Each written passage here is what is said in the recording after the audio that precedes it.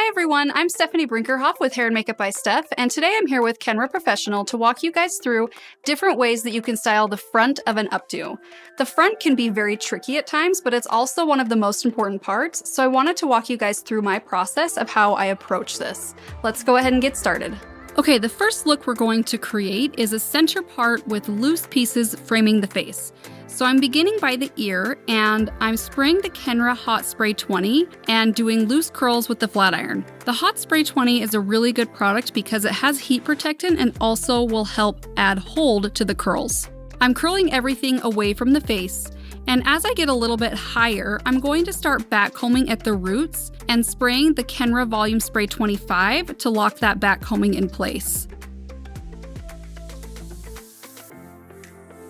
Notice as well how once I reach the top, I'm taking the flat iron all the way to the roots, and I'm really pressing that heat on top of the back combing and the product to glue that volume in place.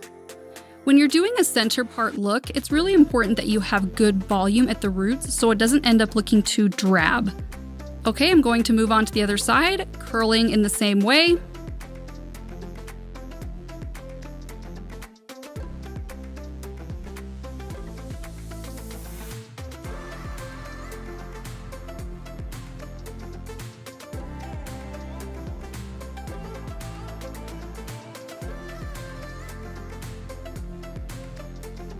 Alright, once I have both sides curled, I'm going to start running my fingers through it to soften it a little bit. I don't want to go through it with a brush or anything like that because I don't want to lose all of my texture. I'm going to start softly getting the pieces pinned back to the center back, and my process for this is very organic. I like to just comb the hair back with my fingers and pin it that way, letting it fall naturally. So once I get the bulk of the side back, I'm going to start working towards the face and towards the ear, pinning back a little bit more if necessary. And once I get each section pinned back, I also go through and soften it with my fingers at the roots so that I don't lose that separation and that dimension. If you have smaller pieces that don't reach all the way to the back, you can always loop them through each other so that they hang nicely behind the ear. Alright, I'm going to repeat this process on the opposite side, loosely getting everything swept back and pinned in the center back.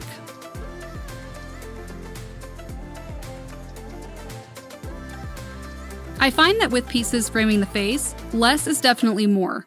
I try to have a lot of very small pieces left out so that everything looks very wispy.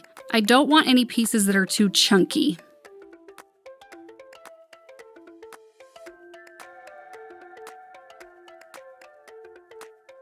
Now I'm going through with the Kenra Volume Spray 25 and lifting up the roots a little bit more to give her some nice volume around the face, which is very flattering for a center part.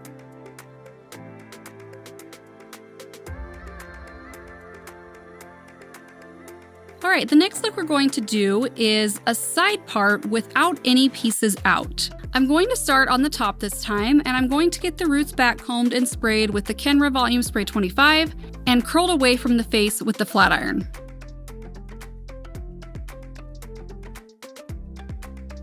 If you're not comfortable using a flat iron, you can also use a 1 to a 1 1/4 inch curling iron. So I'm just working down the head towards the ear until I get all of the hair curled.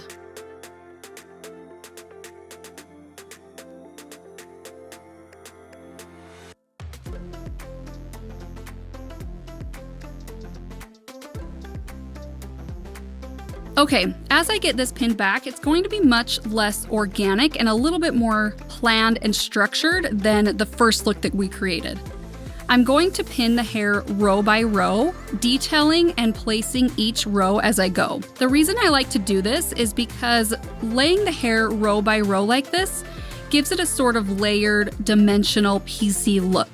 And as I work towards the top, notice how the top rows are getting directed more back rather than down.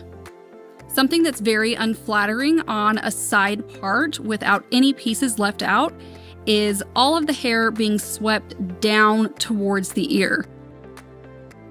It tends to drag the face down and looks a little bit old-fashioned, so the best thing you can do is start at the ear, drape those softly, and then as you work up, direct the hair back instead of down.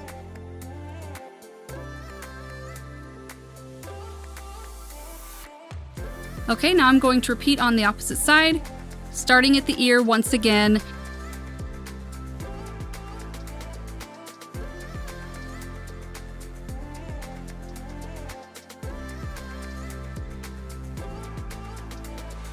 Notice how that's nice and soft around her ear, but then I'm layering, working up.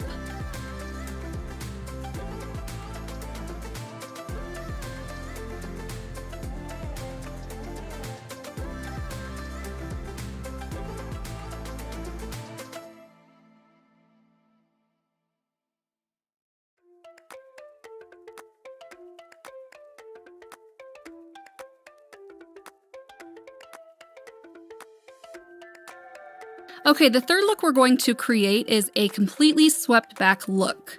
For this look, I'm going to start by sectioning out the mohawk section and clipping that aside for later.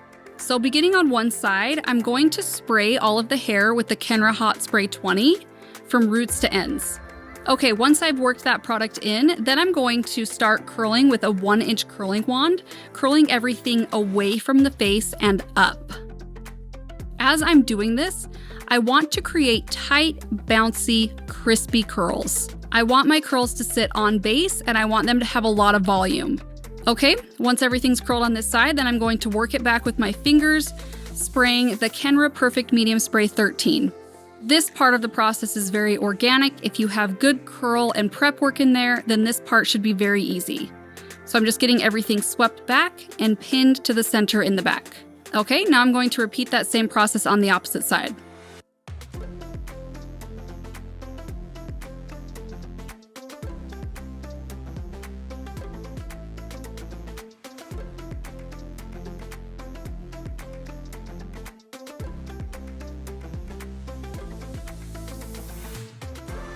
Okay, now I'm ready to begin with the mohawk section. So I'm going to start at the back of the mohawk, spraying the Hot Spray 20, but this time I'm going to saturate the hair a little bit more and make my curls even crispier and tighter, taking my wand all the way to the root to get good volume and ensure that my curls are sitting on base.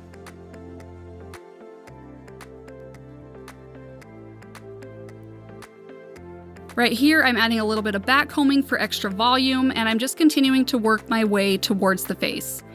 Notice as well how I'm holding the wand going from front to back instead of from side to side. This is another key part of this process, holding the wand this way. You want to be able to see your curl pattern from the front, and if you hold your wand going from side to side, you won't get that texture and movement from the front. Okay, I've got everything curled except for the very front piece.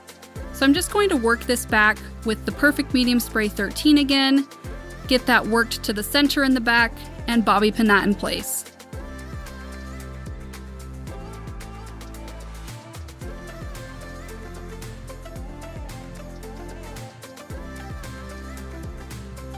Then I can move on to the last piece. The reason why I like to leave this for the very last is because it's the most important part.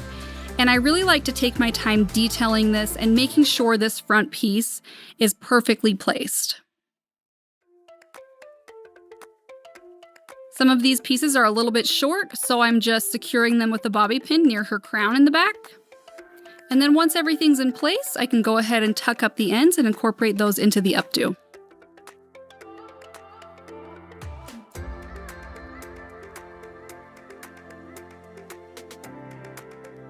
Okay, the last look we're going to create is a classic side part with loose pieces framing the face. I'm going to begin by just getting some back combing through the entire section on the side.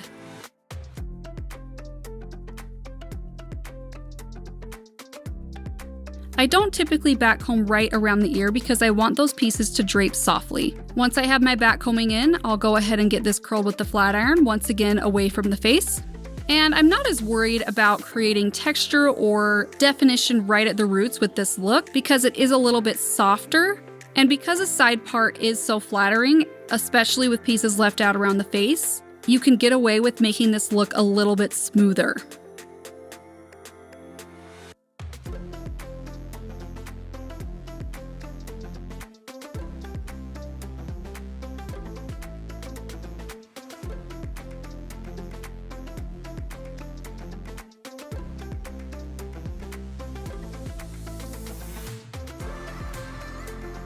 So at this point, I'm just going in with my brush and smoothing out the frizz and the flyaways.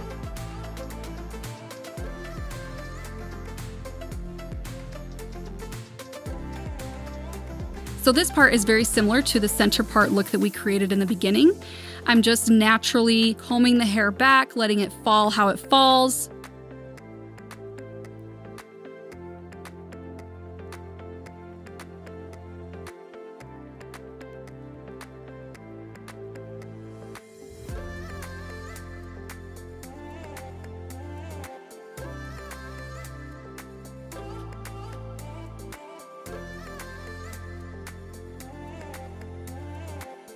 But one thing that I do with nearly every client who wants this style is I take their very front piece and I make it look like it's tucked behind their ear.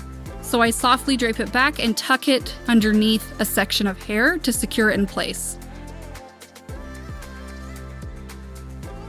Okay, then I'm just going to repeat that process with the opposite side.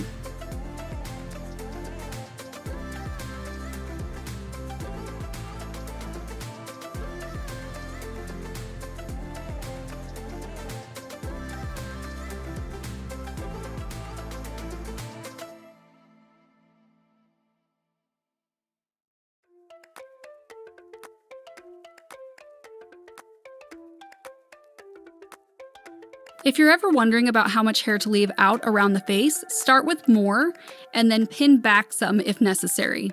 It's a lot easier to pin back more hair than it is to take down hair that's already been pinned back.